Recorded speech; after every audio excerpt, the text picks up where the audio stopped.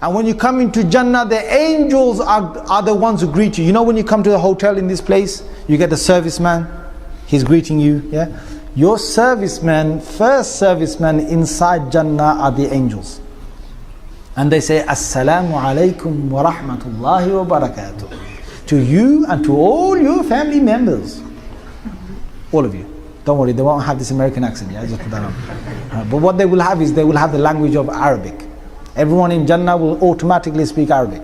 Everyone in Jannah, Rasulullah sallallahu alaihi wasallam said, automatically in Jannah, when you get inside, the hadith of Bukhari, you will be like your father Adam alayhi salam, 60 foot tall.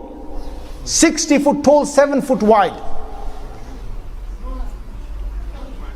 Plenty of enjoyment, brother. Plenty of enjoyment. If you're not big, you know what I'm saying, like you can't, you know what I'm saying, like. You know what I'm saying, like. So they're big. But don't worry, she's going to be big as well. You know what I'm saying, like, she's not going to be midget. Everyone will be the size of Adam alayhi salam. Everyone will have the voice of Dawood alayhi salam. Because when Dawood alayhi salam used to sing the Psalms that Allah revealed to him, he used to sing it. And he had the most beautiful voice any human being ever had. And Allah said in the Holy Quran, in Surah Sad, that when he used to sing At-tayra mahshura, the birds used to come in their hundreds, in lines, in rows, and they used to sit right around him, and they used to all sing along with him. Even Allah said, Al-jibal, the mountains would sing with him. If you heard his voice, your heart would melt. You know, some people have voices, subhanAllah, he had the best of voice. So every person of Jannah will have that voice. Every person in Jannah will get the beauty of Yusuf alayhi salam. Subhanallah. But don't worry, there won't be any other kind of people in Jannah. Only men to women and women to men, alright? There's no other business, alright? You know what I'm saying? Like, anyone thinks that they can go over there and do that kind of thing, yeah. I'm sorry, that doesn't exist there. Sorry, my friend. Yusuf alayhi salam was the most handsome individual. The women cut their hands, they were blood pouring down. You know, if you cut your hand, you know how painful it is. They cut it right from between the thumb and the forefinger. They cut it. There's a cut in the apple. They went straight through the skin, into the meat, right towards the bone, and they're still going. That's you in Jannah, brother. When you walk in, the women are going to go. That's it. And sisters, my sister, I'll get to you later on, inshallah. Or listening. I've got a whole group of men here who have been waiting very long for this talk of Jannah, so I've got to feed them a bit. So you come inside and the angels greet you, and you get the husn of Yusuf, and from your heart all that hatred is taken out. And the fourth thing Rasulullah sallallahu alaihi wasallam said every person gets is what? You get the character of Muhammad sallallahu alaihi wasallam. Allah. So you're not going to hurt anyone in Jannah, don't worry. If you basically, accidentally do something, there's no accidents in Jannah, but I'm just saying, if there is, don't worry, there's no hospitals. So if you work as a doctor, you don't get no job in Jannah, don't worry. You know what I'm saying? There's no lawyers in Jannah, there's no arguments in Jannah. So if you're a lawyer, so there's nothing. No engineers, you don't have to build Jannah, it's all built for you, right? Nothing goes wrong in Jannah. Subhanallah, Prophet sallallahu alaihi wasallam said in the Sahih Hadith of Muslim, you do not even have anything coming out of your nose in Jannah.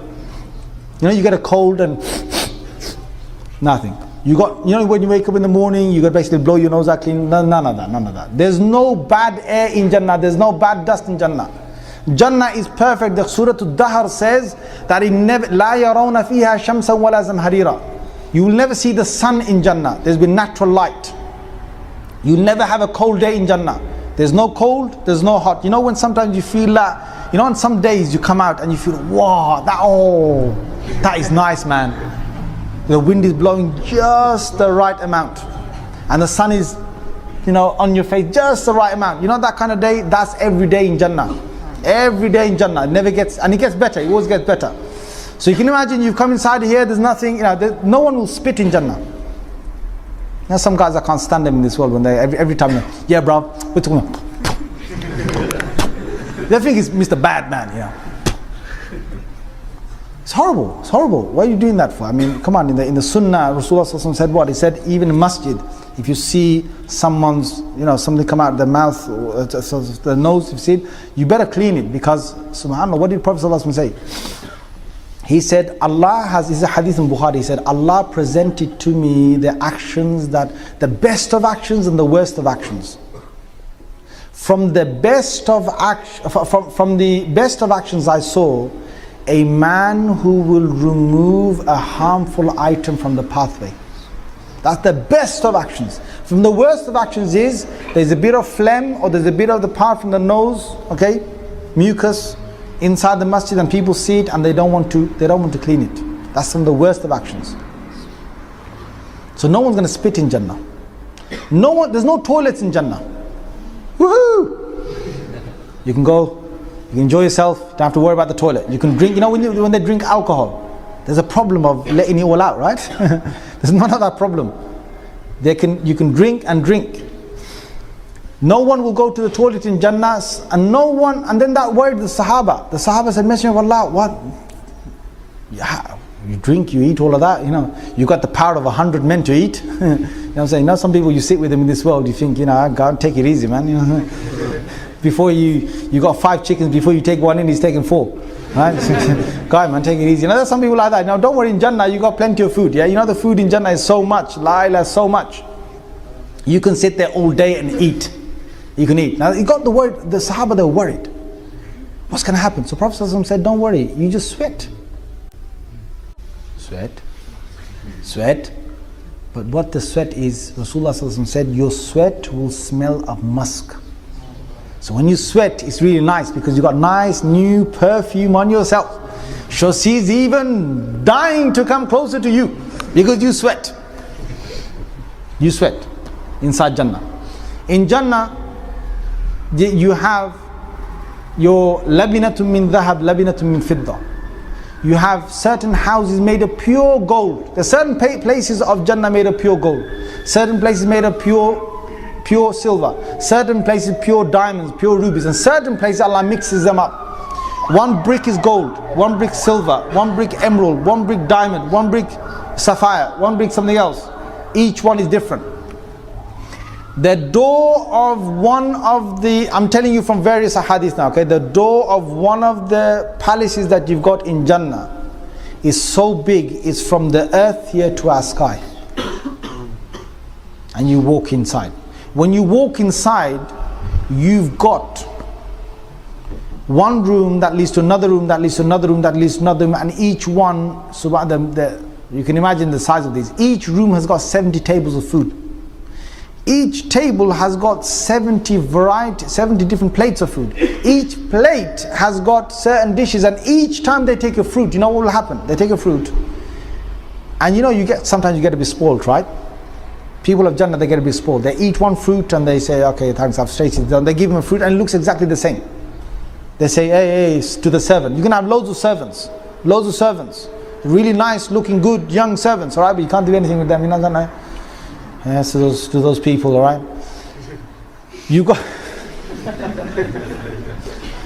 They will serve you. Allah said, Ghilman, the young boys that will serve you. Right? And they will serve you and they will give you dish after dish. The one giving you one, and the next one gives you another one. They're your servants in Jannah. You tell them whatever to do, they'll do it. And they give you one fruit that is similar to another fruit. وَأُتُوا بِهِ مُتَشَابِهًا. They're given the same fruit. And say, hey, listen, why are you giving me the same fruit? I've just tasted this one, give me another one. They say, no, taste it. When they tasted, the same fruit tasted different. The same fruit tastes different. And some fruit, you taste them, each bite you taste, they're always different. Each bite you have is different. So you eat. Allah says what? لَحْمِ طَيْرٍ مِمَّا يَشْتَهُونَ.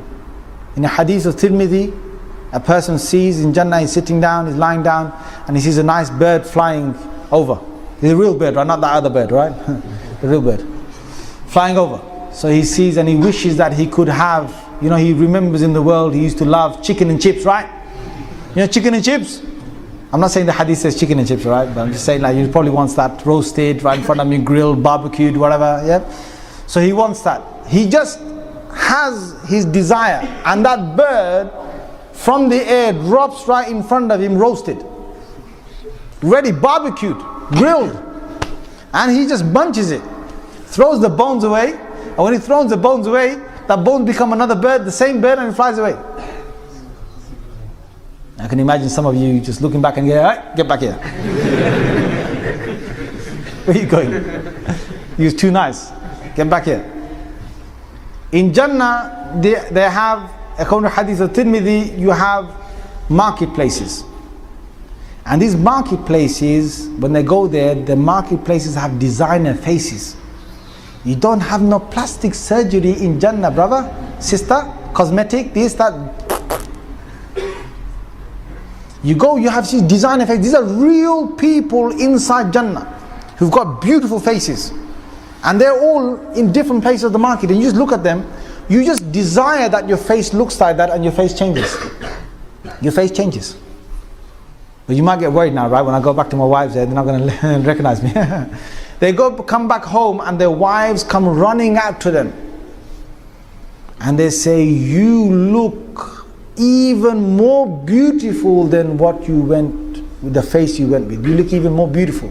They will have 70 pieces of clothes on them. Thin pieces, fabrics on them. Each one is a very delicate fabric on the hur'in. A hawra. 70. And through the 70, according to Hadith of Muslim, through the 70 of these beautiful fabrics on her, he sees the love she has for him pumping in her marrow bone. Forget the heart, it's in her marrow bone. Allah has created her to see nothing more than just you. Me, you. Because Allah will make her be. In fact, right now, you know, you're in this world right now. You know, the hadith says, Prophet ﷺ said, you know, when a person's wife says things to him, bad things, "Oh, you this, you that, you never tidy up, you do, you know, you get from your wives." Yes, guys, nod your heads. Say yes. Or is he only my wife? Don't worry, she's a good person. Yeah, she's a good person. Okay, she'll be listening to this one day. You know what I'm saying? She'll be getting me back at this. But I say this to her home as well. She says bad things. Whatever. One of your wives said it. You know, Rasulullah ﷺ said. He says, "Your hur'in in Jannah are saying, 'Are you? Stop saying that. He's our husband as well. Our husband as well.'" It's in a hadith. So sometimes I tease my wife and I tell her this. I say, listen, take it easy. My wife's in Jannah are saying something. My wife's in Jannah not liking it. They're not liking it. Don't say that. And she starts laughing. Right? Just to make her laugh. I really wind her up sometimes. I just make her laugh because when she gets mad at me, I just wind her up. So, you know, there's